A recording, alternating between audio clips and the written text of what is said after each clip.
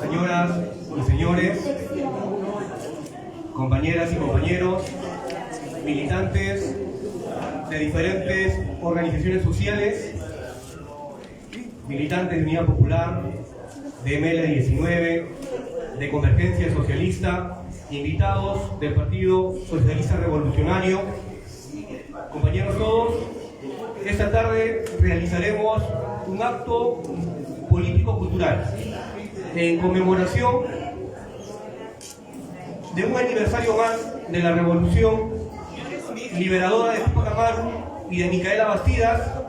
Asimismo, realizaremos la inauguración del local del Partido de Unidad Popular. Para ello, invitamos a la compañera Cora Hurtado Arcayo. Ella es representante del Comité de Unidad Popular Lima, quien va a dar las palabras de bienvenida.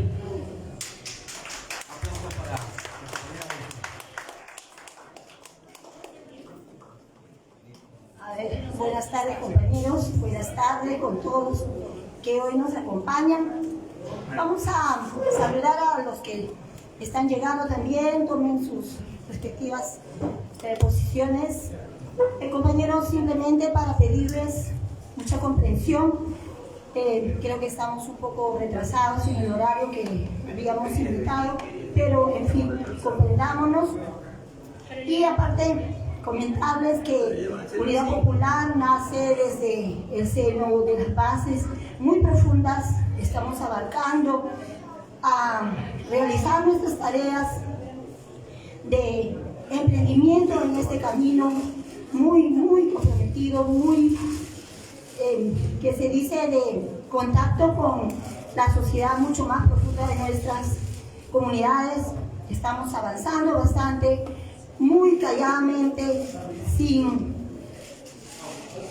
tanto preámbulo, sin tanta caminar, como se dice, airadamente ni con soberbia. Estamos avanzando, como repito, con mucha cautela y sobre todo con el compromiso adecuado de comunicar a dónde vamos, a dónde nos lleva Unidad Popular y qué es lo que deseamos hacer con ella. Unidad Popular es una organización política sólida en su criterio, sólida en su composición orgánica y sólida también en cuanto al liderazgo. Estamos siendo liderados por alguien que tiene mucha trayectoria, que tiene mucha seriedad, mucho compromiso social desde muy joven. Eso es bueno, compañeros. No nos subamos una vez más a los improvisados. Evitemos esa carga, porque ya sabemos dónde nos están llevando y eso tiene que ser superado, más que todo por el comportamiento nuestro que va a ir a partir de entonces. Gracias, compañeros, nuevamente. Este local está abierto a todos ustedes. Este es un nuevo empiezo, un nuevo comenzar. Esperemos también que siempre estén ustedes acercándose acá. Va a ser desde entonces el local de Unidad Popular, compañeros. Muchas gracias. Igual, perdonen, yo siempre improviso, no estaba de más en el programa oficial que digamos. Igual yo les agradezco infinitamente. Para otra vez yo ya me preparo muchísimo mejor, compañeros, y se va a hacer todo. Muchas gracias. Compañeros. Fuertes aplausos para la compañera Hurtado, que ha hecho un esfuerzo bastante importante para poder concretizar esa reunión. Invitamos también al señor Fausto Quirós, él es coordinador del local del Partido de Unidad Popular. Fuertes palmas, por favor.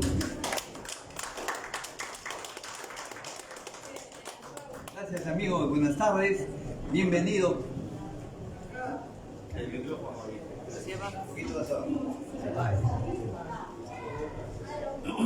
Gracias, amigos. Buenas tardes. En esta oportunidad, permítame presentarme. Mi nombre es Fausto Quirós. Estoy para atender y servirles y con vuestro local.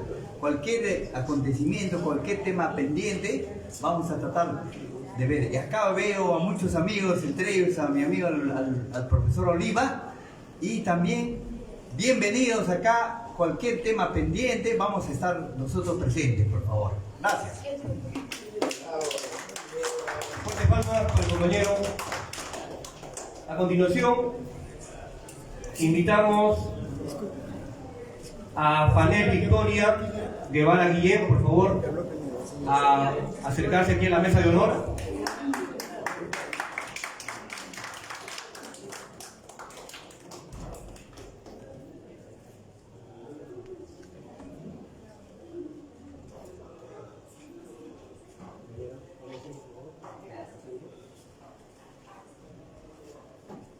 Bien, como es un acto político-cultural, la compañera Fanel Guevara Guillén va a exponer un tema muy importante, que es el significado de la lucha emancipadora y anticolonial de Túpac Amaru.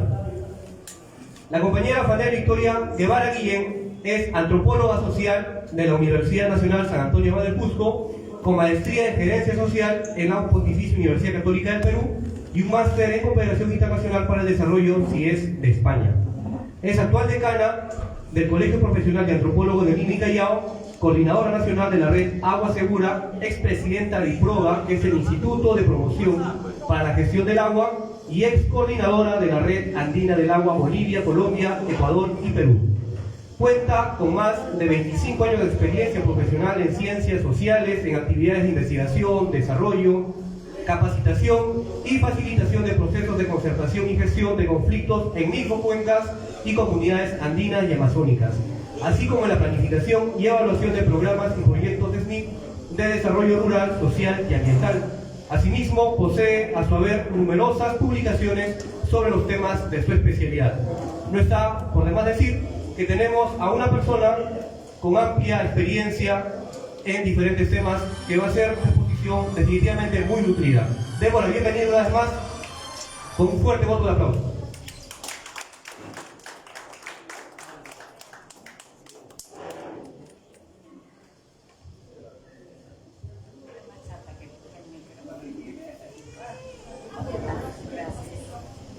Buenas tardes, un gusto poder estar aquí y poder compartir algo con ustedes.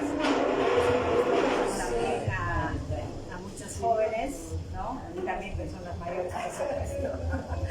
Estamos los mayorcitos, pero me interesan más los jóvenes. Creo que deben ellos conocer un poco nuestra historia para aprender de ella y para en ese aprendizaje también recoger lecciones que nos puedan ser útiles, ¿no? Para ahora y para el futuro. Justamente me han invitado a hablar sobre el Túpac Amaru.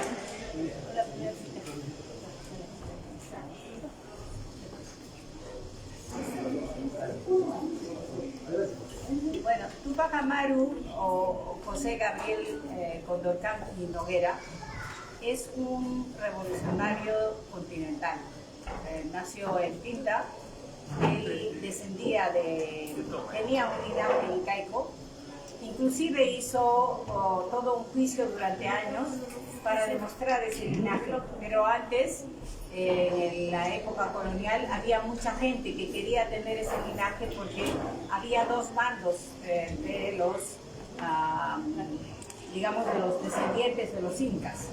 Unos que querían ser, que eran fieles a la corona, que querían continuar en ese proceso, y otros que estaban en contra de ellos, ¿no? Entonces había una pelea porque justamente los que estaban a favor de la corona española tenían y conservaban todavía sus títulos y algunos privilegios. Y de hecho los que estaban en oposición, lógicamente no tenían esos privilegios y eran perseguidos. Túpac Amaru era descendiente precisamente de Túpac Amaru, que le ponen primero y segundo, pero esa es una denominación, digamos, como de las reyesías occidentales. Tanto los incas y los descendientes de los incas no hay ni primero ni segundo, ni son reyes.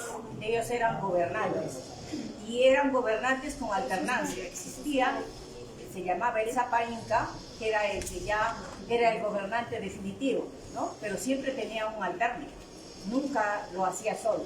Además, el gobierno se compartía con las mujeres, porque en el tiempo de la cultura andina, en esa época, existía la igualdad entre varón y mujer. Por eso, cuando se habla incluso del mito de fundación del Incario, lo fundan Manco Cápac y Mama Ocllo, o cuando hablamos de los hermanos Ayar, que es otro mito fundacional, son 4 hermanos Ayar y 4 mujeres que los acompañan. Entonces es importante tener claridad de esas definiciones, porque en la revolución del Tupac Amaru se refleja ese pensamiento. También se refleja el pensamiento de que para poder reconstituir el imperio, o por lo menos luchar contra el coloniaje, tenía que haber una alternativa, una forma de pensar alternativa. Y esa era precisamente recurrir al modelo del incario, o sea, señalar de que podíamos insistir en el buen vivir, no tanto como una restauración del imperio, pero sí un gobierno que sea andino, con esas características. Por lo tanto, había que garantizar que el que pudiera asumir ese gobierno fuera alguien de ese linaje. Por eso que él siguió ese juicio, y hubo gente que incluso, o sea, hubo otro que seguía el juicio. Pilar, que está por acá, Pilar Roca, que es historiadora de profesión, ¿no? Ella conoce esos detalles con mucha mayor claridad. José Gabriel Tupac Amaru fue descendiente, como les digo, de la realeza inca, era curaca de Surimana, Tungacinca y Pampamarca. Él no era un pobretón, no era alguien que podría decir uno, bueno, pobrecito, buscaba ganar más, ¿no? Era alguien que tenía dinero suficiente y tenía educación. Era una persona que leía, que escribía y que se codeaba, digamos, con gente intelectual. Era una persona que leía muchos libros, ¿no? Cada vez que viajaba usaba muchos libros y entendía muy bien el español, y era una persona con información incluso de la situación internacional, porque él viajó varias veces a Lima y ahí alternó con personalidades en la ciudad de Lima, ¿no?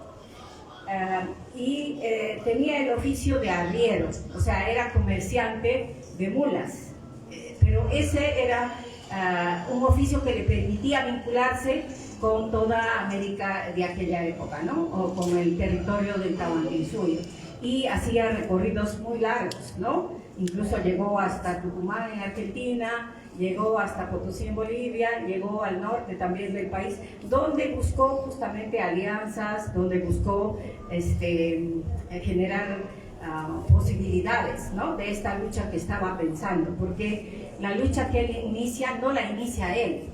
O sea, su ascendiente, que era Tupac Amaru, ya se rebeló contra los españoles. Él fue el último inca de Vilcabamba.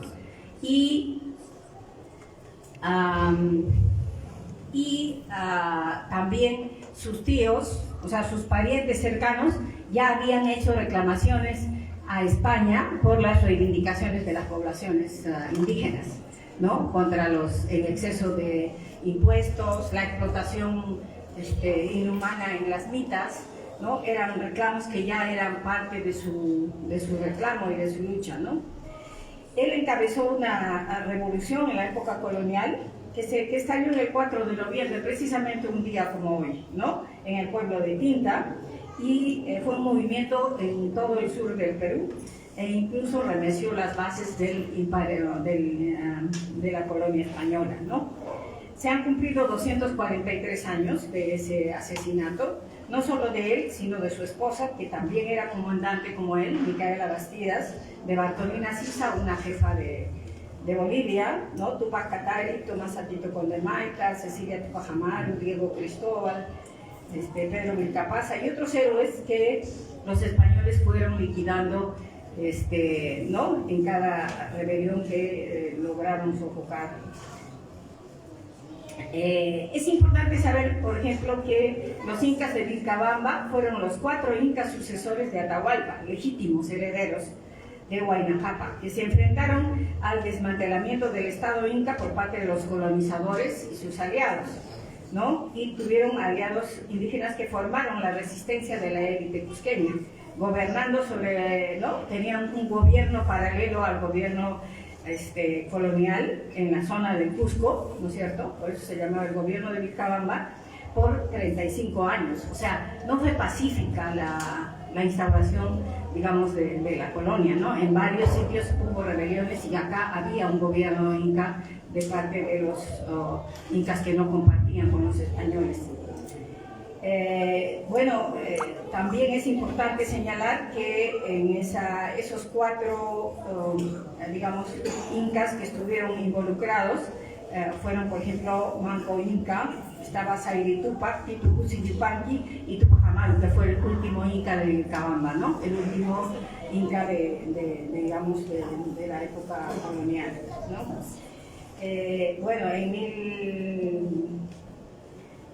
Hubo un juicio sumario contra él cuando fue derrotado, ¿no es cierto? Y fue decapitado en mayo de 1800, ¿no? O sea, en 1672 fue decapitado Tupac Amaru, ¿no? El que llamaríamos primero, el ancestro de Tupac Amaru por el virrey Toledo. La lucha de Tupac Amaru y las valientes mujeres Tupac Amaristas fue una lucha política continental. Propugnó un cambio en las estructuras económicas, sociales y políticas. O sea, no fue una lucha meramente reivindicativa, ¿no? Buscó la liberación del yugo español y realmente él sabía, Tupac Amaru y Miquela Bastidas sabían que lo que les esperaba era la muerte. Y no solo la muerte, sino que les iban a quitar todas sus riquezas, porque hubo otras rebeliones anteriores y fueron sofocadas estas rebeliones también con descuartizamientos, con incendios en las casas y con quitarles sus bienes. Entonces ellos sabían a qué se estaban arriesgando cuando se metieron en la lucha revolucionaria. Fue propulsor de la independencia latinoamericana y constituyó, por ejemplo, el acontecimiento bélico trascendental en el siglo XVIII, ¿no? Fue la cúspide de una serie de levantamientos que se dieron durante la colonia e incluso después. De 1780 a 1785, esta lucha continuó con diversos jefes indígenas que, digamos, siguieron el pensamiento de Tupac Amaru, ¿no? Digamos, está Juan Bautista, está Pedro Vilcapaza, y han habido más tarde otros luchadores en diversas partes del país, ¿no? Fue una lucha de carácter anticolonial, reivindicador y precursor de justicia social e independencia política, ¿no? en América Latina. El proyecto político de Tupac Amaru, porque muchos consideran que él luchó por que le cobren menos impuestos o porque buscaba algunos privilegios, pero si nosotros leemos a los historiadores que realmente son serios en este tema, ellos recogen justamente pruebas concretas de que esta lucha era revolucionaria. Por ejemplo, se plantea que su propuesta era crear una nación india mestiza, criolla incluso, en la que pudiéramos vivir y compartir en armonía. Por ejemplo, él hizo varios bandos, o sea, los bandos eran así como comunicados, ¿no? Cuando estableció esta lucha revolucionaria. Planteó, por ejemplo, uno, ¿no? Podemos dar un ejemplo.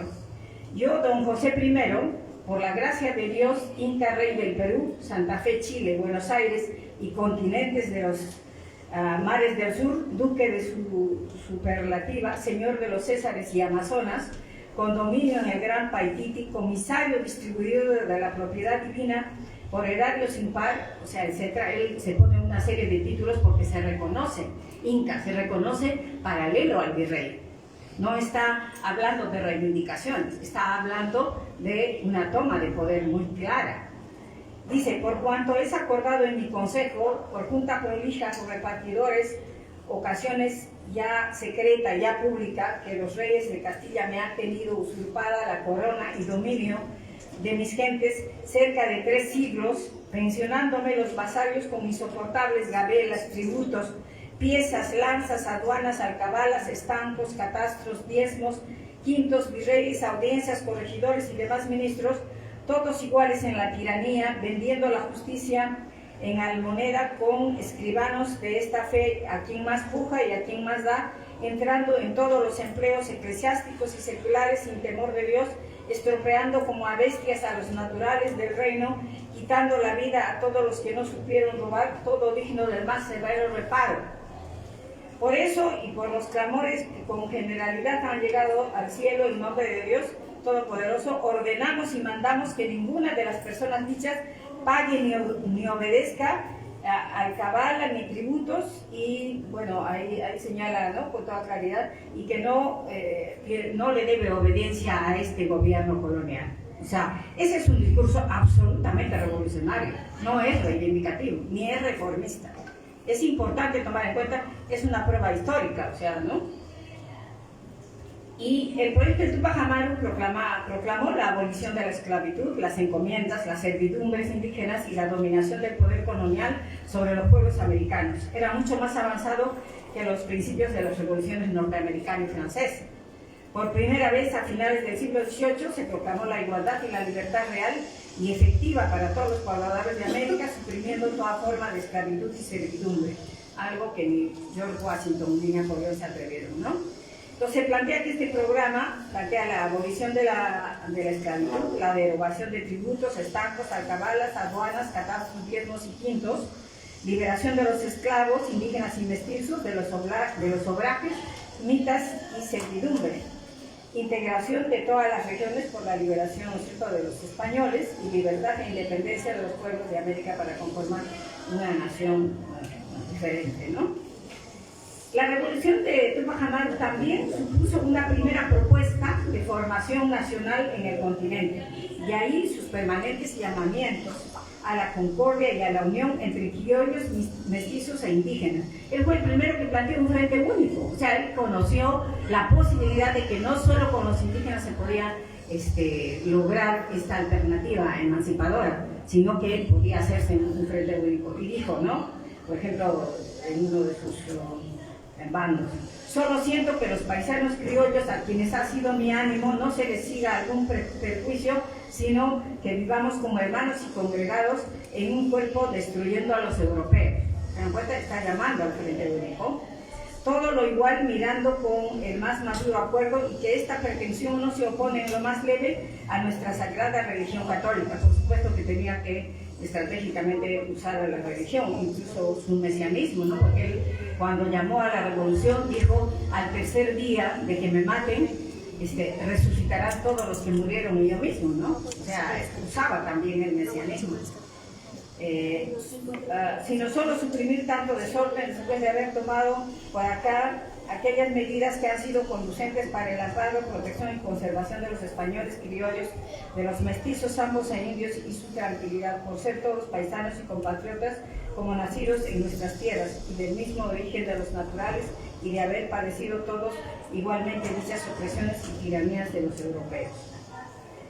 En resumen, es un proceso revolucionario. Primero, porque los aspectos del programa y de la acción revolucionaria manifiestan un enérgico enfrentamiento con todo lo que corresponde con la española a cuanto a identidad. Él recupera la identidad andina, por eso recupera el mito incarrí, incluso presenta para aleccionar y motivar a la gente el drama Ollantay, ¿no?, para que la gente recuerde cómo era el Incayo en aquella época. En segundo lugar, la exigencia de la expulsión de los españoles, la violencia que ejercita en contra de ellos, la propuesta de una Mascaipacha como alternativa, digamos, a la corona española, y de un mundo vuelto al revés, o sea, lo que hasta ahora se usa, ¿no?, en Pachacuti, constituyen formas de quebrar la jerarquía constituida por la colonialidad del poder. Y en tercer lugar, es fundamental el desarrollo de propuestas opuestas al trabajo obligatorio, a la esclavitud, al pago de impuestos y otros, y a la mita establecidos por los españoles. Es un proceso antisistémico, anticolonial y emancipador. ¿Qué consecuencias trajo este proceso? Porque no fue tan fácil. O sea, después de la derrota hubo este horrendo asesinato, hubo consecuencias muy graves, ¿no?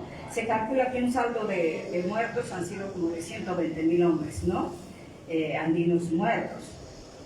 Igualmente obligó la corona española a concentrar sus fuerzas en el sur del Perú para que haya un control, digamos, y realmente fue el último bastión del poder español en Sudamérica.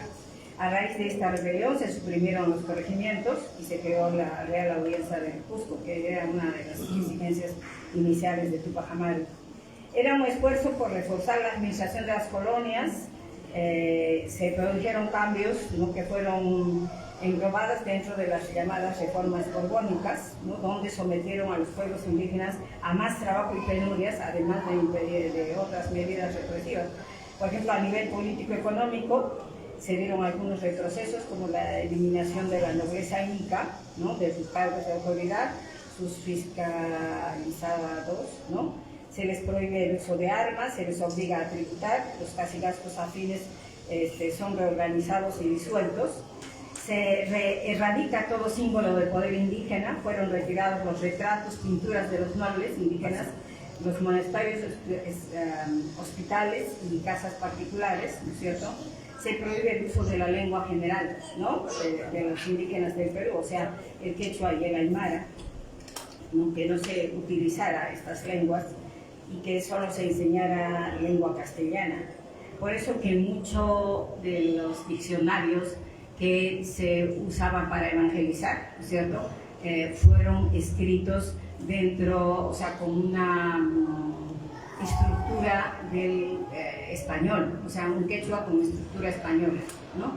Que lastimosamente mis paisanos de Cusco lo defienden. Prohibición del uso de prendas indígenas, decomisan las mantas, vestimenta tradicional de la realeza indígena para ir borrando ese recuerdo, y aumentó la desconfianza entre los diferentes grupos étnicos, ¿no? Los españoles y criollos se distancian de los indígenas y mestizos por temor a la insurrección. Pero, ¿qué enseñanzas podemos recoger? A pesar de tan crueles y nefastas consecuencias, el espíritu de los rebeldes de los pueblos andinos y amazónicos no se ha detenido. Se han generado otros movimientos en toda América Latina. Y durante muchos años, luego de iniciada la República de Criollos, que es justamente después de la independencia, se ha mantenido la resistencia amplia y general de esos pueblos, no solo en la lucha, sino también con la preservación de los conocimientos, la organización, la espiritualidad y las expresiones artísticas, así como la lengua. O sea, se ha mantenido a pesar de tantos ofuscamientos, porque todos los partidarios de la familia de Túpac Amaru, los que participaron en la revolución, sufrieron no solo que les quitaran sus bienes, les quemaron sus casas y mataron a sus parientes hasta la quinta generación. O sea, no fue tan simple, ¿no? Y esa resistencia hasta hoy se mantiene. Se ha generado el llamado sincretismo andino, que asume lo nuevo sin perder la esencia de lo ancestral, y aún nos falta conocer más para entenderlo y asumir un verdadero liderazgo, recogiendo la diversidad de las culturas y lenguas en nuestro país. La herencia de la lucha tupacamarista es la conservación de este sentimiento de libertad, la identidad andina, el mantenimiento de los símbolos que aún de manera clandestina y de forma no muy explícita se mantienen. Creo que es importante también que luego de tantos cientos de años se plantea la diversidad de monumentos culturales, científicos, artísticos y protestas y luchas en todos los pueblos andinos y amazónicos. Nos enseña la necesidad de generar bases, como en el caso de Túpac Amaru, que como arriero recorriendo el país armó justamente sus liderazgos regionales y armó grupos que pudieran respaldar su lucha. Trabajó, bueno, algunos historiadores dicen 10 años, otros dicen 5, pero que organizó toda esta rebelión con suma anticipación. Como les digo, desde parientes ancestrales ya estaban luchando por reformas, ¿no? El rol de las mujeres como iguales y la jefatura en la lucha es otra reivindicación y un conocimiento que tenemos que recoger, ¿no? Es muy importante. La organización es también muy importante recoger como parte de esa enseñanza. Había un consejo de guerra, había con gente no solo de la familia, sino de sus partidarios. Mucha gente, por ejemplo, que tenía distintos apellidos, se puso el apellido Túpac Amaru para identificarse con la causa. Y sabían que eso iba a causar su muerte, su persecución, pero lo hicieron, a pesar de eso, porque estaban convencidos de que esa lucha valía la pena. El establecimiento de un Estado Mayor y diversos frentes con jefes responsables, siendo, por ejemplo, Micaela la jefe de la retaguardia, ¿no? Y garantizaba ella los pertrechos, las armas, alimentos, ropa, medicina y otros. O sea, garantizaba que los recursos no faltaran en el proceso revolucionario, y ella fue muy capaz de armar eso, ¿no? Y la necesidad de organizar un frente único y de aliados para lograr mayor fuerza en las bases a programas más amplios o reivindicaciones de todo. Entonces, creo que es importante recoger este legado en estos aspectos, por lo menos desde mi punto de vista.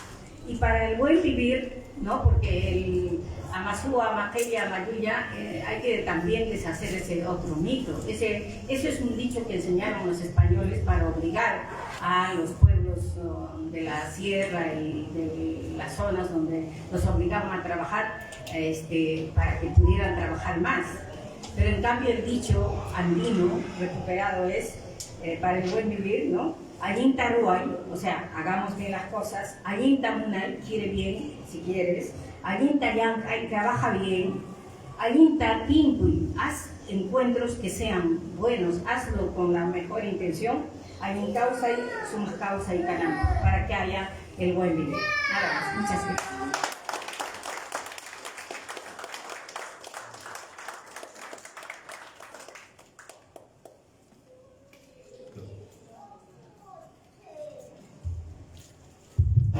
Vamos a cambiar el micro para no darle la espalda a las personas que acaban de llegar. Demos un fuerte abrazo, un aplauso una vez más a la compañera Fanel Guevara por esta belleza exposición.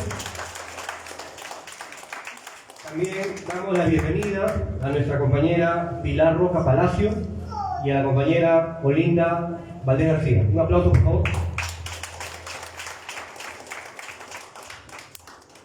A continuación tenemos la participación con el tema Reseña histórica del levantamiento de Túpac Amaru de nuestra compañera Pilar Roca Palacio. Ella es escritora, cineasta y ensayista. Pilar Roca es una apasionada investigadora de la vida y legado de Túpac Amaru, la cultura andina y la realidad nacional. Como productora cinematográfica participó en la producción del largometraje Túpac Amaru en el año de 1984, bajo la dirección de Federico García, su esposo. Esta obra, protagonizada por el actor Reinaldo Arenas, narra la vida y muerte del líder revolucionario que encabezó la mayor rebelión independentista anticolonial del siglo XVIII en toda Hispanoamérica. Este film ganó varios premios internacionales y fue coproducido por el Instituto Cubano de Arte e Industria Cinematográfica. Pilar Roca también tuvo a cargo la producción de Tuntun Huachana, Laulico, El caso Guayanay, Melgar, el poeta insurgente, El socio de Dios, La manzanita del diablo, El Amauta, La yunta brava, El forastero. Alfredo Torero, 4 estaciones de un hombre total. Venezuela, país en trance. Ha sido directora del mediometraje El frontón, la historia de una masacre. Y Lori, testimonio de parte. Y es autora de los ensayos Terror en los Andes de la violencia como sistema en el Perú colonial, El holocausto andino, Venezuela bajo la lupa, Errores y horrores del Imperio Español, Fernando Túpac Amaru, apuntes de su vida, Túpac Amaru, defensor de los derechos laborales, entre otros. Su vasta trayectoria ha recorrido el mundo obteniendo importantes premios en los festivales de cine de Moscú, Cartagena, Bogotá, La Habana, Corea, Ecuador, Londres, Japón y Toronto. Es una incansable promotora cultural reconocida por su aporte dictando charlas en universidades, institutos, organizaciones sindicales, políticas barriales, y hoy nos acompaña en este importante evento. Damos la bienvenida una vez más a la compañera Pilar Roca Palacio.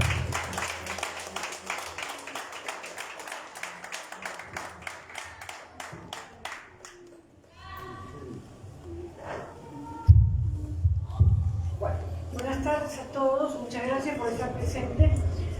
Tengo 5 minutos para poder hablar y disertar sobre Túpac Amaru. Entonces vamos a hacer un poco más concreto. Ya Fanel ha escrito muchísimo sobre Túpac Amaru. Se ha mandado, como se dice, un rollo grande, pero muy bueno, ¿no? Explicando lo que es el Túpac, a qué se debe. Yo voy a hacer un poquito alguna síntesis de lo que Fanel ha hecho, ¿no? Y vamos a plantear cosas muy concretas sobre Túpac Amaru, porque el tiempo no nos da para más. En primer lugar, coincido con Fanel totalmente en que Túpac Amaru realiza una lucha antiimperialista y anticolonialista. En ese entonces, el imperio estaba representado por España. España era el gran país imperialista que nos dominaba. Cuando llegan los españoles acá, está, si fue el Colón el primero o vinieron otros, eso no es materia de esto, pero llegan acá y destruyen totalmente nuestro mundo. Acá no hubo encuentro de dos mundos, acá no hubo descubrimiento de nada, aquí hubo genocidio. Y se llama genocidio concreto cuando se avasalla, se mata a las personas y también a su cultura. Y eso fue lo que hizo España. Nos avasalló, trató de liquidarnos como cultura y liquidarnos como personas y como seres humanos. Como ejemplo, una sola cosa. Ustedes habrán oído hablar de Bartolomé de las Casas, ¿no? Bartolomé de las Casas tuvo una gran polémica con Gil de Sepúlveda. ¿Y cuál era la polémica? Muy simple. Nosotros éramos homúnculos.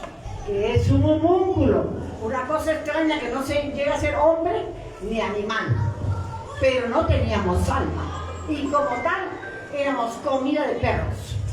Se ponía en las tiendas los cuerpos de nosotros para que el perro lo comiera o para que el amo del perro lo comprara.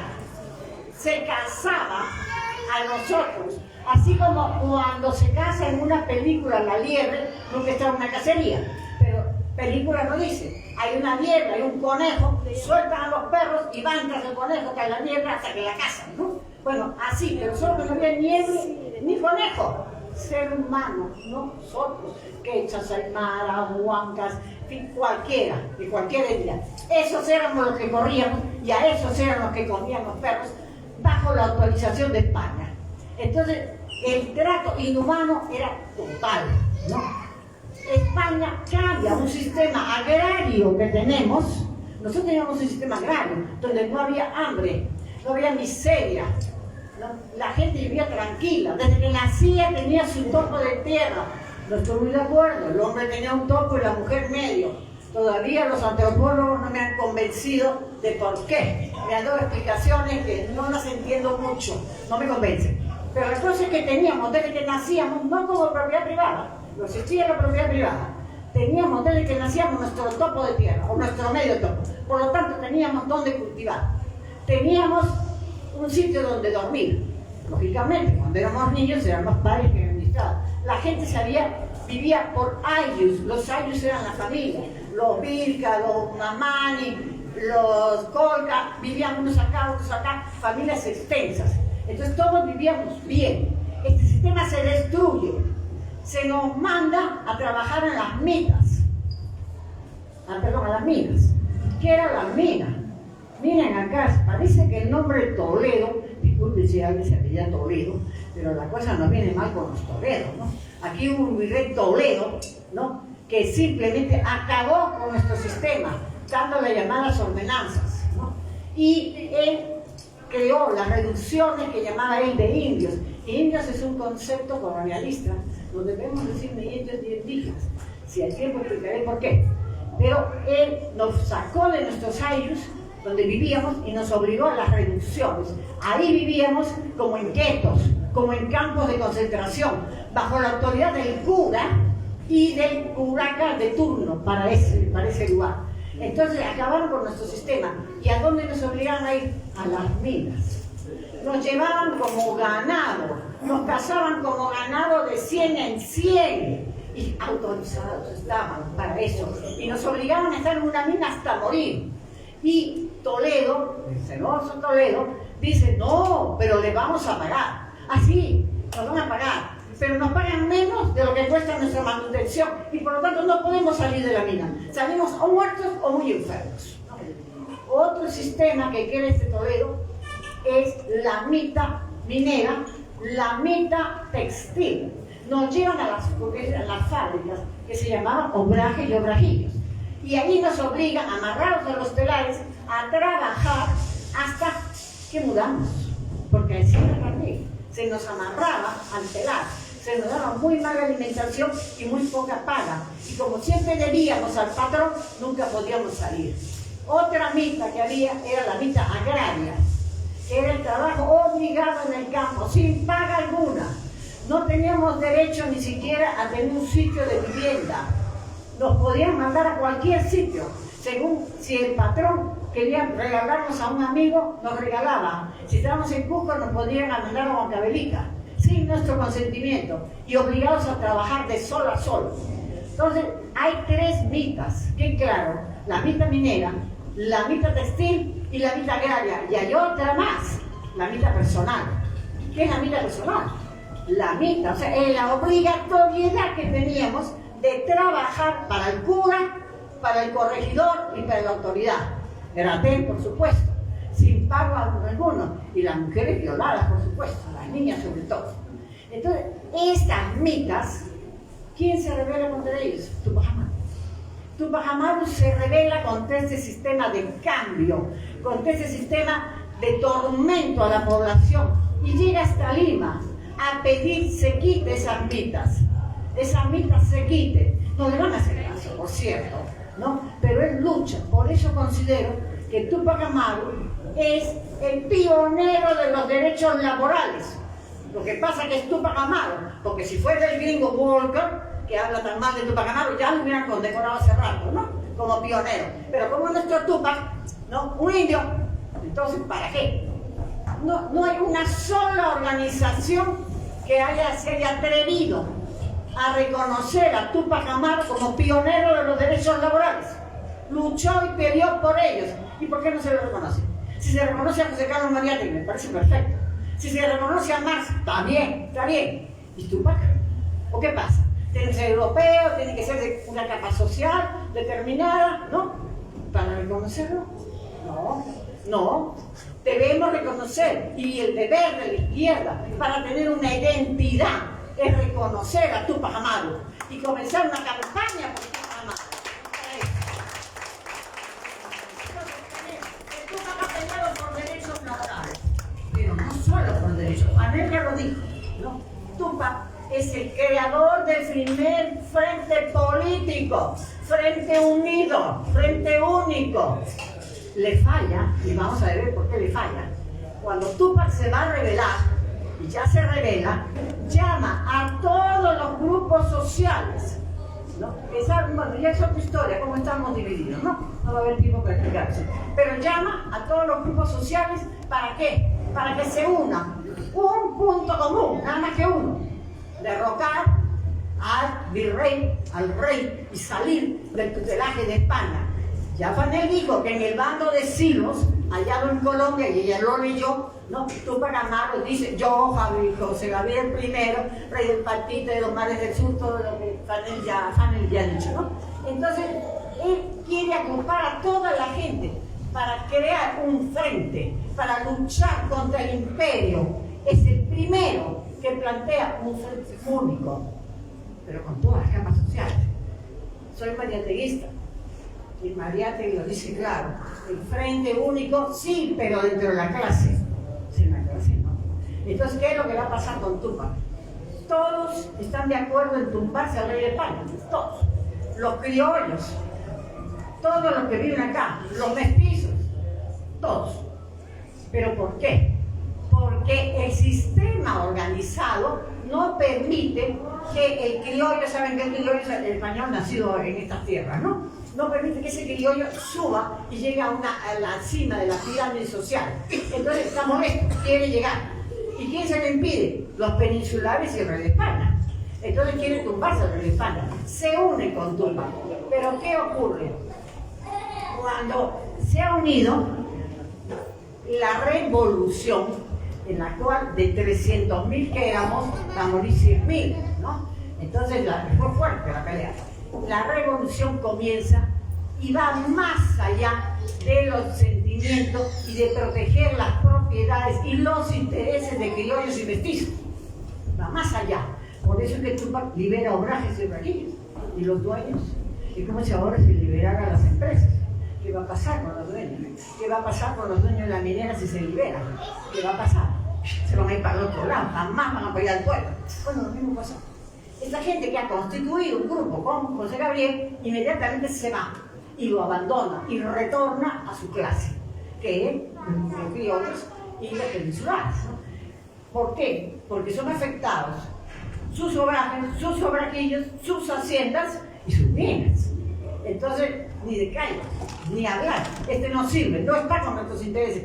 Fracasa el frente único de Tupac. Pero por eso, si lo analizan desde el punto de vista del Mariátegui, se van a dar cuenta cómo que fracasa.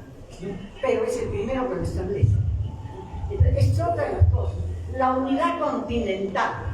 Nosotros éramos el Abda Yala. Nosotros no somos Latinoamérica. Hizo eso un cuento de Napoleón Bonaparte cuando invade España, que dice, ¿cómo se van a llamar? No se pueden llamar íberos, ¿no? Porque ya quité España de ese sitio. ¿Y cómo lo pongo? Galo, no suena bien galo. ¿Cómo se llaman? Bueno, dice, siendo el latín la lengua madre, que se llamen Latinoamérica. Latinos. Después viene la conjunción de Latinoamérica. Somos latinos, nuestra lengua madre es el latín. Fíjense que nosotros hablamos sin pensar. Nuestra lengua madre no es el latín. Será el quechua, el aymara, el buquina, el huanca, el chimbigo, el conigo, el ayaninga, pero no el latín. No tenemos por qué ser latinos. Pero nosotros repetimos, todo el rato, yo, Latinoamérica. Yo no soy Latinoamérica, no me siento latinoamericana, no pertenezco, mi lengua madre no es el latín, por lo tanto no tengo por qué entrar a ese juego. Pero nosotros, porque la historia nos lo contaron los vencedores, repetimos y repetimos la misma historia. Los indios, los indígenas, no somos indios, no somos indígenas. Se creó este término para que dejáramos de tener identidad. Es decir, no nos sintiéramos ni aymaras, ni quechuas, ni tratáramos de buscar nuestros ancestros. Para eso, entonces que éramos indios, un genérico que englobaba un montón pero que no pertenecía a nada. Eso es indios. Y esa palabra indios todavía sigue. Los de la incultura, como le llamo yo, esos que tienen su edificio, su ministerio, allí en Javier Prado, ¿no? Se sienten íberos. Los concursos que hacen ellos, Iberoamérica, ¿no? Así, Ibermedia, Iberescena, ajá, regalan mucha plata, ¿no? Y los íberos, somos íberos. ¿Quién nació en Portugal? ¿Quién nació en España? ¿Dónde está la provincia íbera? Ahí pues. Y nosotros nacimos ahí. Y ahí somos. Fíjense cómo nos han ido quitando la identidad. Nos han ido, y lo repetimos. Hasta antes, cuando yo era chica, de muchísimos años, se decía la madre patria. Cuando yo tuve pleito con la señora Teruel por haber hecho la película Tupac Amaru, que nos llevaron a Ciudad del Estado, ella me dijo textualmente, has ofendido tú y Fico a la madre patria. Y le contesté, será la tuya porque la mía no es. ¿No? Entonces, eso tratado, me hicieron carencia.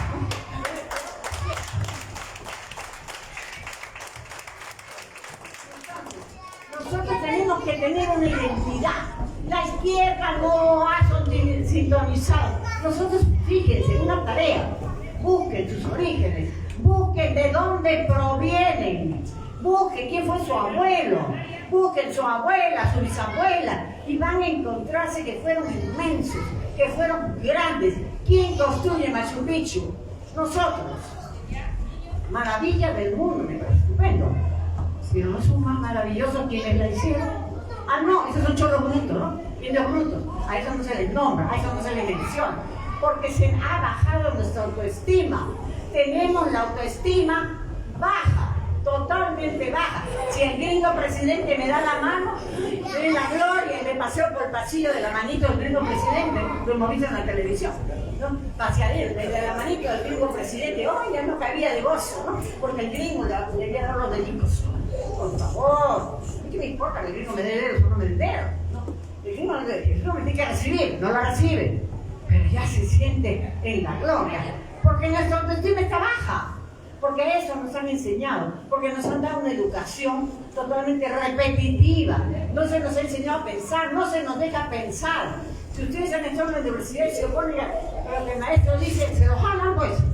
Si su hijo le discute al profe en el colegio, lo jalan pues. Y el primero en decirle, hijo, di lo que el profesor te ha dicho, que van a hacer guardiaño, hijito. Di lo que te dice el profe, pero mamá, yo no quiero. Pero si no te jalan, no se burro. Y no, ¿qué te importa? ¿No? Somos los padres, ¿no?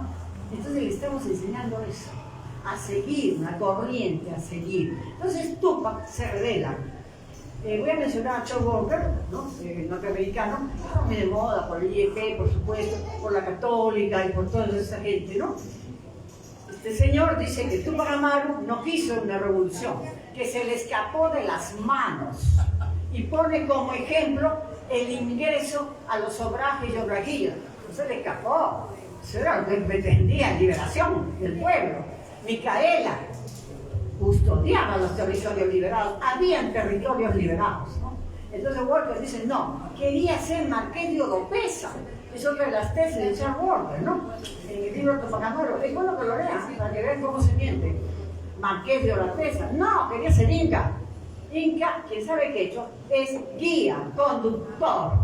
¿No es cierto? Eso es inca. Y él quería ser inca y reclamaba su panaca. La panaca Tupac Amaru.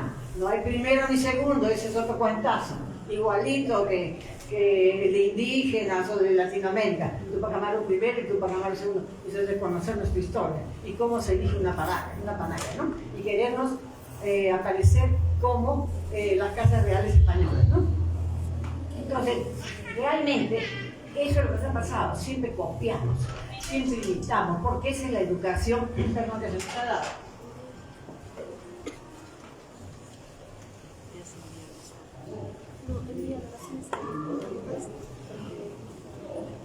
La educación que se nos ha dado es esa, educación repetitiva, ¿no? Entonces Tupac Amaru, aparte, otro de los puntos, ¿no? Aparte de lo que he dicho, la unidad continental. ¿Quién es el primero en plantear la unidad continental? Que después va a plantear Bolívar, ¿no? Porque Bolívar, falso que Bolívar saca a Bolivia del Perú y Ecuador. Falso. ¿Quiénes son los que separan? Revisen la historia. Había el virreinato del Río de la Plata. ¿Y dónde estaba ubicado Bolivia? En el Río de la Plata. Bolivia no pertenecía al virreinato del Río de la Plata. De Bolívar, ¿quién la pone ahí? ¿No? Clarito.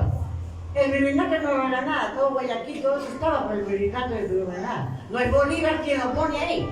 Pero como la historia, toda la historia que nos cuentan ahora, igual es la del pasado, han ido manejándola, colocándola.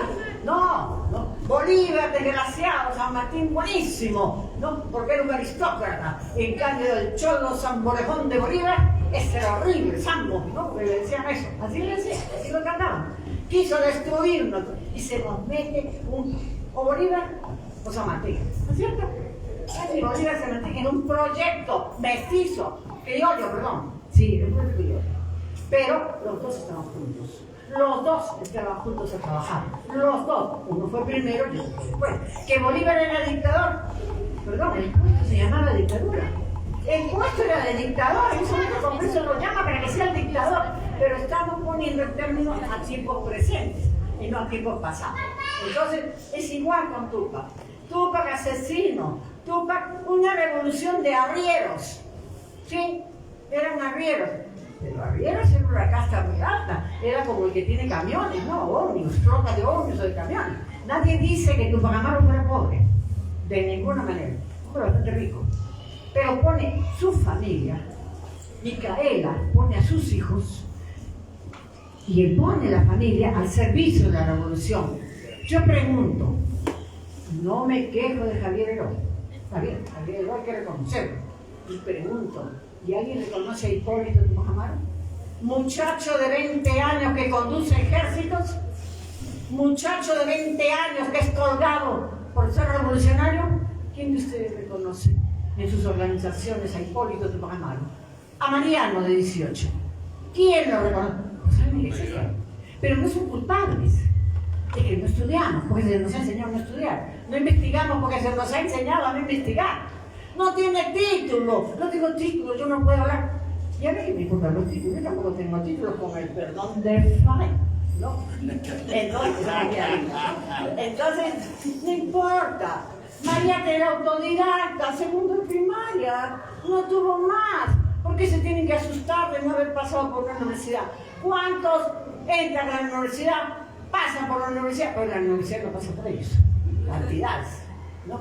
Entonces, no se asusten. Investiguen, replantéense las cosas, busquemos una identidad nacional, porque eso es lo que hay que buscar. No tenemos identidad, bajamos la cabeza todo el rato, nos han pisoteado, todos los presidentes son ladrones, ¿no? Todos están presos y los que no están presos porque se mató o porque han coimeado y han salido y están en sus casas defendiéndose con los famosos abogados, con el perdón de los abogados de acá, ¿no? Pero es la verdad, el abogado no busca la justicia, el abogado busca lo legal y cómo sacarlo, no le interesa la verdad.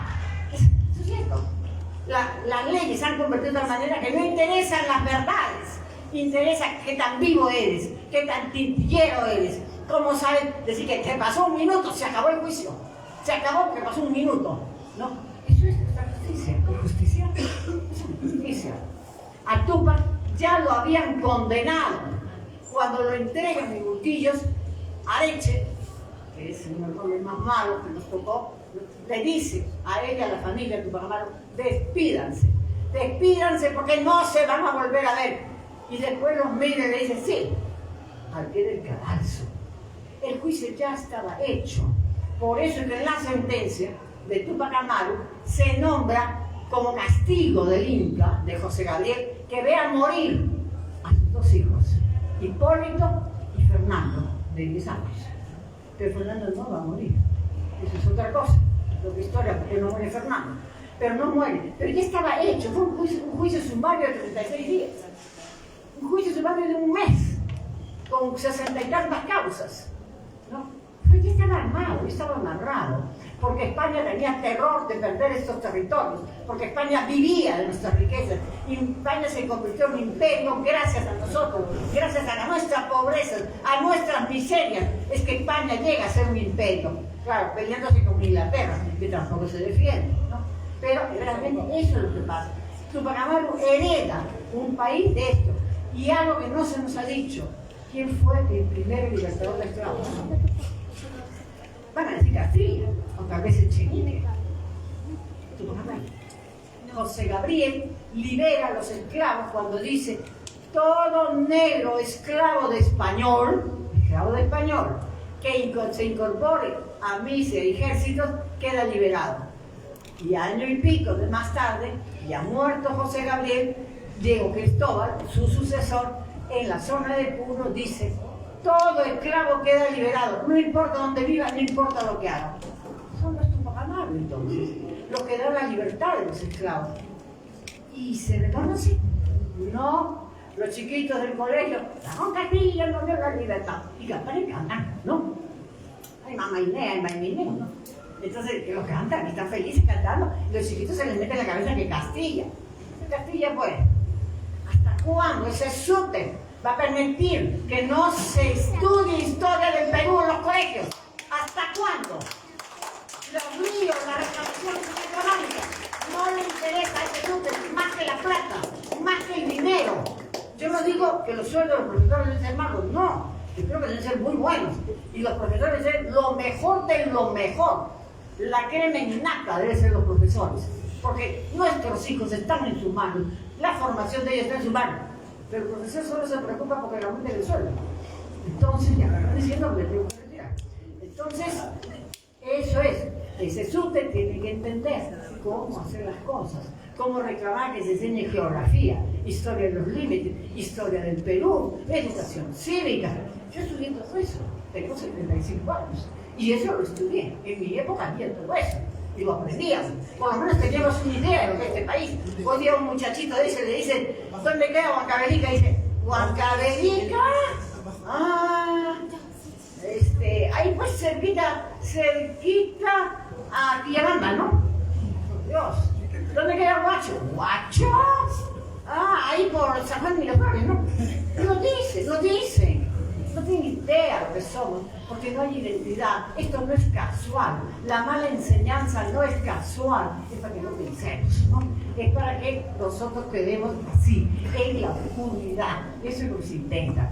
Entonces, bueno, yo soy muy cumplidora de los minutos que se me da y creo que ojalá algo de lo que yo he hecho nos haga pensar y reflexionar. Gracias.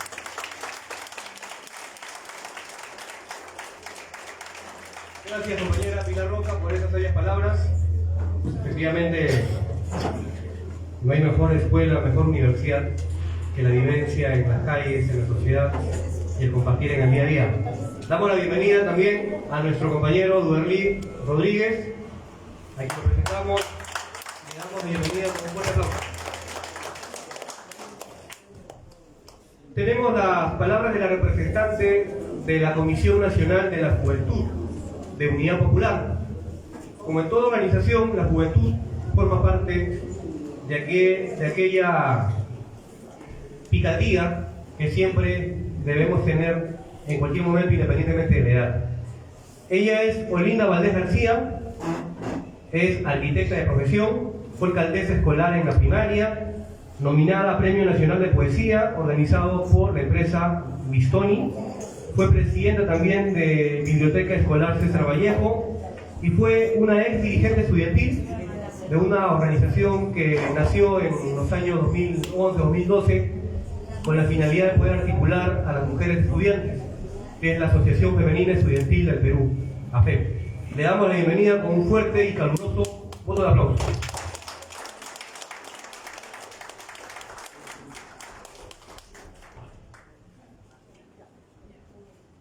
Muy buenas tardes, compañeros, compañeras. Agradecerles la gran asistencia que hemos tenido el día de hoy y aportando justamente también a estas críticas revolucionarias como viene desde la juventud peruana, tan importante para estar vigentes en estos momentos históricos. Debo decir y comenzar enunciando que en los 200 años de la independencia del Perú ni siquiera se ha reivindicado a Túpac Amaru como parte de una gesta de independencia en nuestro país. Y sumado a este intento justamente de legitimar como un dirigente revolucionario latinoamericano, tenemos a escritoras como la señora Miro Quesada diciendo que Túpac Amaru fue creado por Juan Velasco Alvarado como el Tupac Mouse. Así como Estados Unidos tiene su Mickey Mouse, entonces el Perú tenía su Tupac Mouse, diciendo que Túpac Amaru simplemente estaba a favor de sus intereses personales y que por eso dejó que maten a sus hijos, a su esposa y a su familia a ser perseguida. Túpac Amaru renunció absolutamente a todos sus privilegios, poniendo en riesgo su vida el día en que hizo la mayor movilización indígena que hemos tenido en el continente latinoamericano. No movilizó a 1 o 2 indígenas, fueron más de 1 millón, compañeros y compañeras. ¿Qué persona en Latinoamérica ha movilizado esa cantidad? Y si bien es cierto, los criollos lo abandonaron, fue básicamente una traición de clase, y hay que decirlo en todas sus letras, porque estaba yendo en contra de sus intereses. Este libro, que justamente he traído acá, que habla de los 200 años de la independencia del Perú, apenas nombra a Túpac Amaru en 3 líneas en 200 páginas. Que por lo menos, bueno, reconoce algo que nosotros y nosotras, peruanos y peruanas, que es Túpac Amaru, el representante de un gesto de justicia humana. Porque lo que estaba viendo en nuestro país era una esclavitud y un sometimiento de los españoles hacia los indígenas. ¿Quiénes tributaban? ¿Quiénes no tenían derechos laborales? Incluso hasta después de la independencia, los sectores agrarios vinculados al campesinado tampoco han tenido derechos laborales, así que no nos engañemos. Esa independencia ha sido gestada básicamente en favor de una clase social, de la clase social dominante, de la única clase social que se benefició a través de una pseudo independencia, porque somos una república fallida. Somos una república que actualmente está sufriendo un estallido social y que no reconoce ni la Constitución del 79 ni esta pseudo independencia. Pero qué interesante lo que nos ha hablado nuestra compañera Pilar Roca, porque nos hace reflexionar acerca de cuánto la izquierda en verdad reivindica a un actor revolucionario como Túpac Amaru. Pero también me hace reflexionar, recorriendo el país al lado de nuestro presidente nacional de las rondas campesinas, Santos Saavedra Vázquez, que al lugar donde vamos, nosotros encontramos la figura de Túpac Amaru. En cada congreso campesino está la figura de Túpac Amaru, compañeros y compañeras. Y esa es una gesta histórica, porque ha pasado generación tras generación, porque ha calado en los corazones de los sectores populares.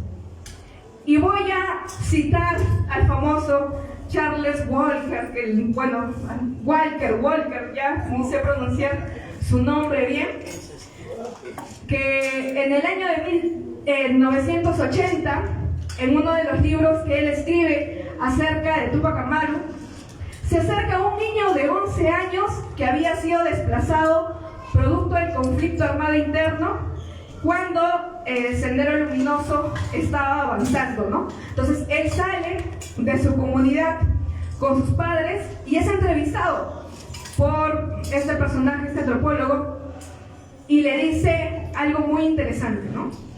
Le dice: ¿y tú qué sabes de Túpac Amaru, no? Y le dice: Túpac Amaru es alguien que luchó por todos nosotros, pero que no está muerto. Vive y camina y corre en su caballo, rincón por rincón.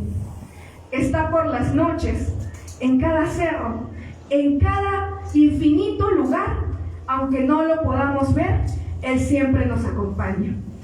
Voy a terminar mi intervención leyendo un poema que fue dedicado por Alejandro Romualdo a Túpac Amaru, y justamente que es canto coral a Túpac Amaru, ¿no? Me parece justamente importante recordar este poema porque es lo que nos representa, creo, y lo que se vivió en ese momento, ¿no? Justo no carga.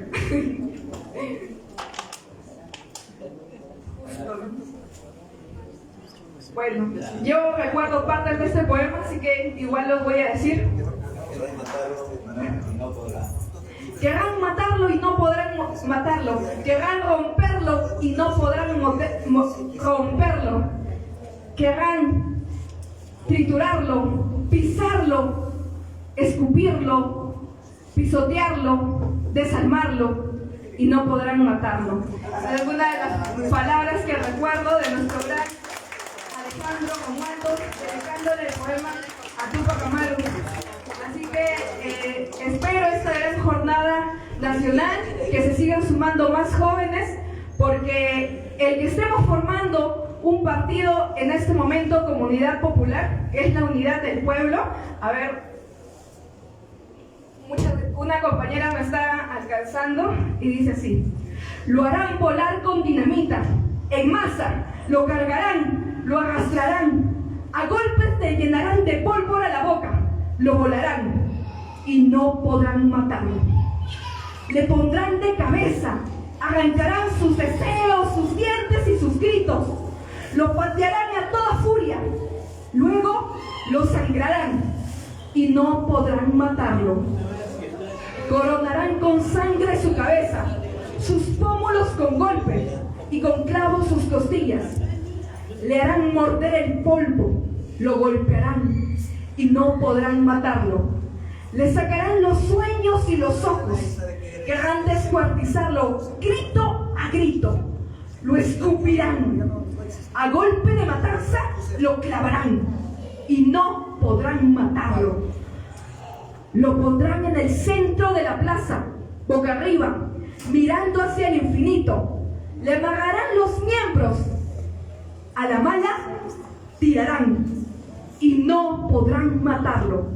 Querrán volarlo y no podrán volarlo. Querrán romperlo y no podrán romperlo. Querrán matarlo y no podrán matarlo. Querrán descuartizarlo, triturarlo, mancharlo, pisotearlo, desalmarlo. Querrán volarlo y no podrán volarlo. matarlo, querrán romperlo y no podrán romperlo, querrán matarlo y no podrán matarlo.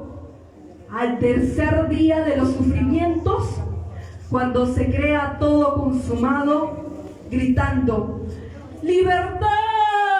Sobre la tierra ha de volver, y no podrán matarlo. Gracias.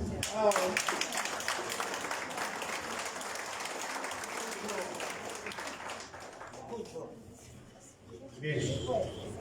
¡Viva Unidad Popular! ¡Viva! ¡Viva Unidad Popular! ¡Viva! ¡Viva Unidad Popular! ¡Viva! Palmas, compañeros. Damos las palabras de inauguración del local del Partido Unidad Popular y asimismo el brindis de honor a nuestro compañero Duberry Rodríguez Tineo. Presentarlo también a él.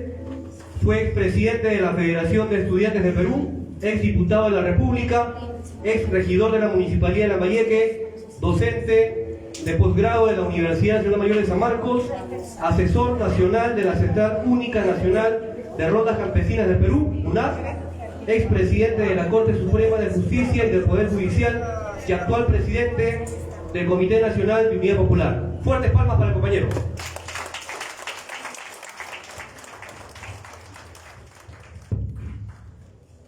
Compañera Pilar Roca, compañera Fanel Guevara Guillén, compañera secretaria de la Comisión de Asuntos Juveniles de Unidad Popular, compañeras y compañeros.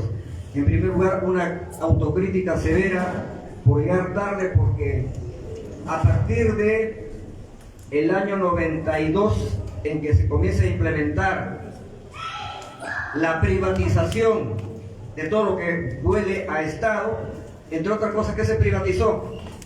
El transporte. Teníamos Enatru Perú, tendríamos EPS, Empresa de Propiedad Social, no teníamos esa plaga que se llama combis, todos los ticos, etc. Pero como se liberalizó el transporte, ahora tenemos casi en cantidad de vehículos, casi la misma cantidad de habitantes que tenemos en Lima.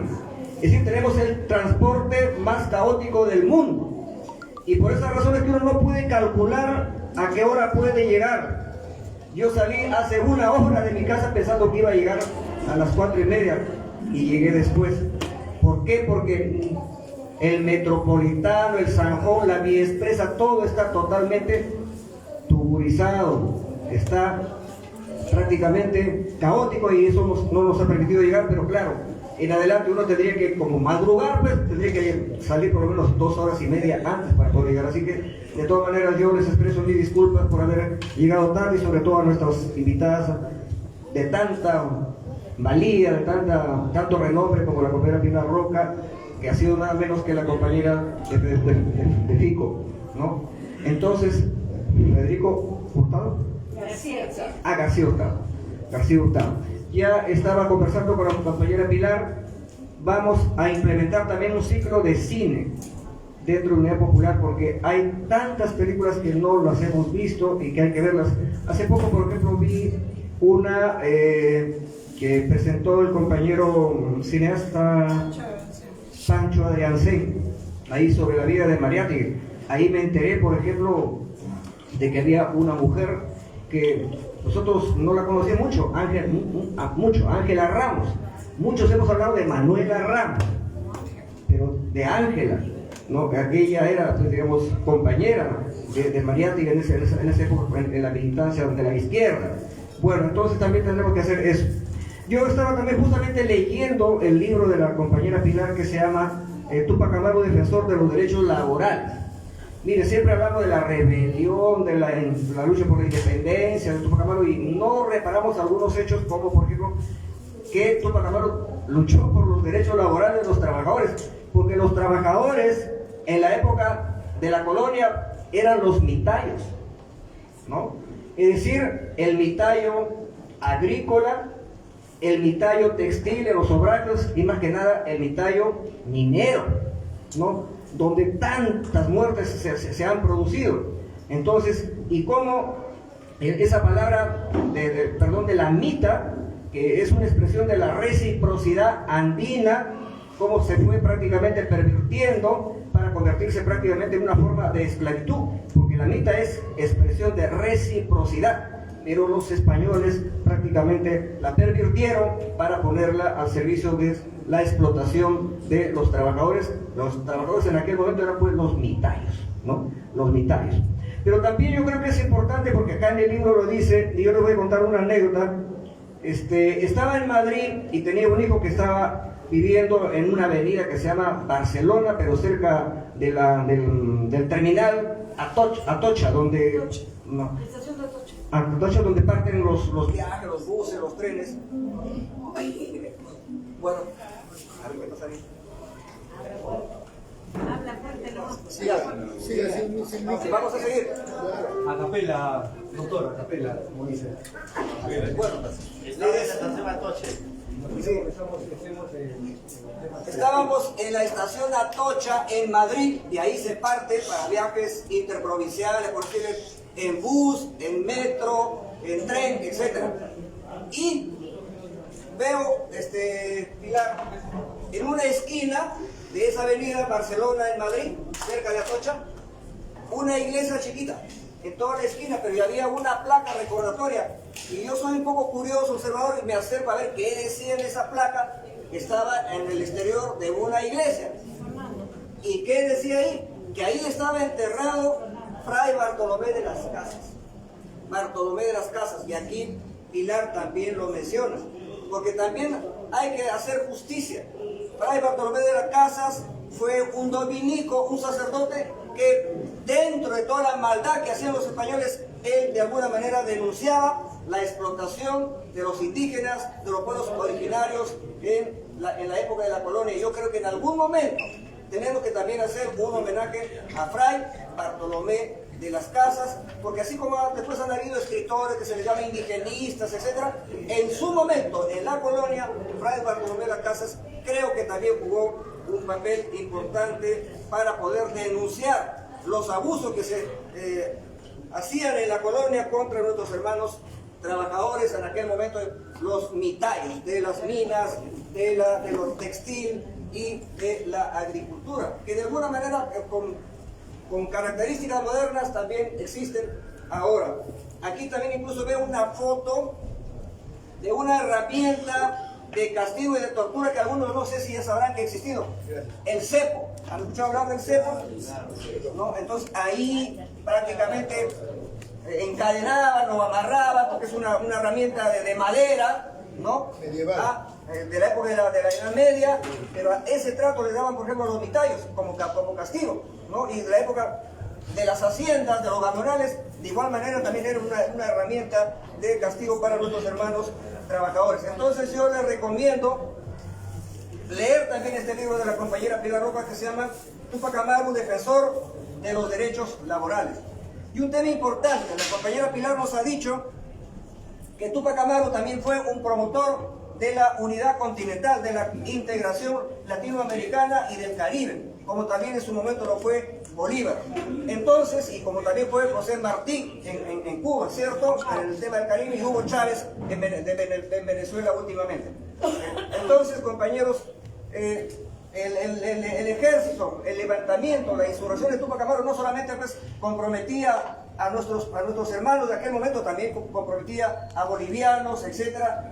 Es decir, era prácticamente la unidad continental la que se estaba también promoviendo en aquel momento. Por eso es que nosotros también somos internacionalistas, no somos chauvinistas, que solamente vemos lo que está dentro de los límites de nuestro país. Vamos más allá, porque la explotación del hombre por el hombre, hay oprimidos en todo el mundo. Hay oprimidos negros, blancos, indios, amarillos, según el concepto de raza que nos legaron los españoles, porque, una vez más digo, no existe la raza científicamente hablando. Lo que existe son grupos étnicos. El concepto raza lo inventaron los blancos para justificar el racismo, para decir que hay raza superior, que eran los blancos, y todas las demás razas eran razas inferiores. Y en la época de la colonia incluso por ejemplo, a los negros ni siquiera le reconocían la condición de ser humano, decían que eran animales que hablaban, ¿no? Todas esas cosas se tienen que ir cambiando. Y para terminar, lo que nos ha dicho la compañera Pilar, no voy a comentar mucho lo que ha dicho Fanel porque no la escuché bien, ¿no? Entonces, porque estuve viniendo, el tema de la identidad nacional. Una vez yo pregunté a unos profesores, rectores de las universidades del Perú, creo que eran 3 o 4 rectores que estaban conversando conmigo, y les dije, ¿cuál sería un poco el secreto de los pueblos asiáticos, de los llamados tigres del Asia? Vietnam, Corea, Japón, la China, Malasia, Singapur, ¿por qué habían logrado crecer tanto, incluso con regímenes políticos diferentes? Porque unos, por ejemplo, socialistas, otros capitalistas. ¿Y saben qué respuesta me dio? Una cosa que me llamó la atención. Me dijo, porque tienen identidad nacional. El requisito número 1 para crecer, para ser grande, es tener identidad. Porque tener identidad implica saber de dónde venimos, para saber a dónde vamos, cuáles son nuestras raíces. Y lo que ahora tenemos que decir, rindiendo homenaje a nuestro padre Túpac Amaru II, que la raíz, el pilar de la identidad nacional del Perú siempre será Túpac Amaru II. Por eso es que él prácticamente está dentro de nuestras figuras simbólicas de unidad popular. No hay segundo ni primero. Solamente Túpac Amaru. Muy bien, corregido, compañeros. Entonces,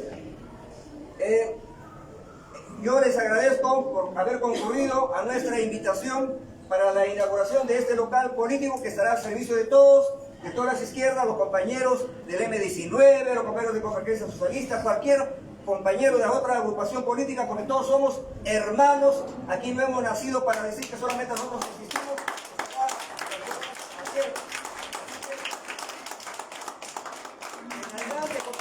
Aquí habrá vida política, se hará escuela política. Nosotros tenemos una escuela de formación política que se llama José María Arguedas y hemos desarrollado la primera escuela que ha sido una suerte de diplomado porque nos duró 3 meses.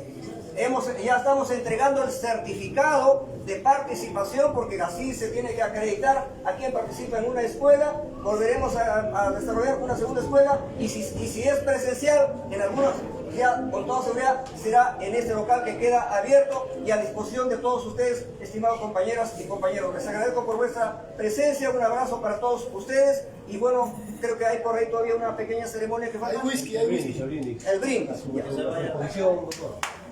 Entonces, a la salud de todos ustedes, compañeros y compañeras, a la salud de nuestras invitadas. Por la victoria del pueblo, unido. ¡Salud! ¡Salud!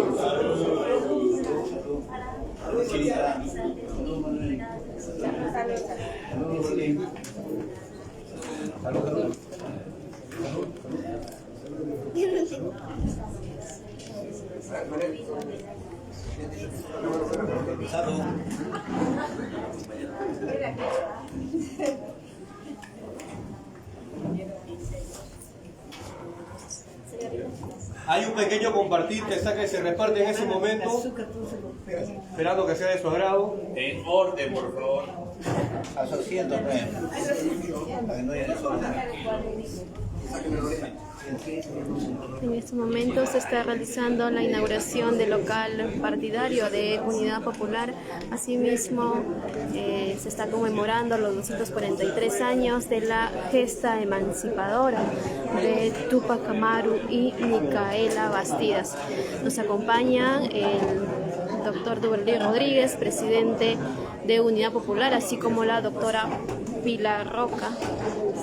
Es ensayista y escritora que tiene una larga trayectoria de investigación sobre Túpac Amaru.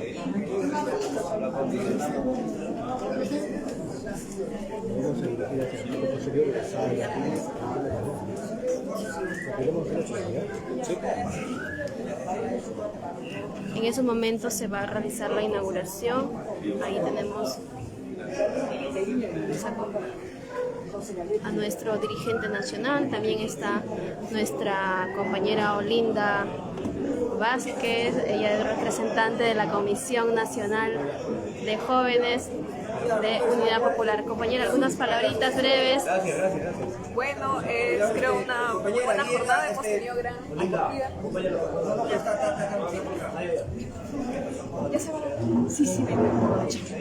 Muchas gracias.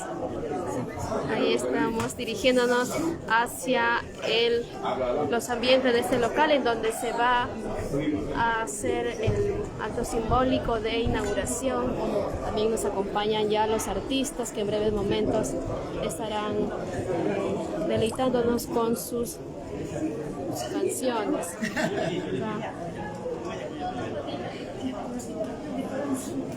Y en breves momentos estamos retornando, estimados compañeros de Unidad Popular, con esta transmisión.